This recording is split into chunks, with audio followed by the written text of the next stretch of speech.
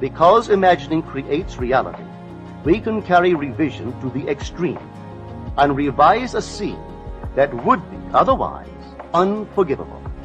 We learn to distinguish between man, who is all imagination, from those states into which he may enter. An unjust steward, looking at another's distress, will represent the other to himself as he ought to be seen.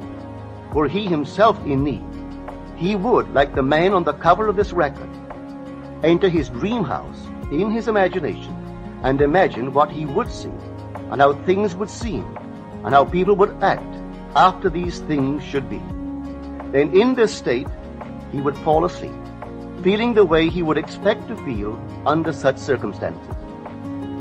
Would that all the Lord's people were unjust stewards, mentally falsifying the facts of life to deliver individuals forevermore.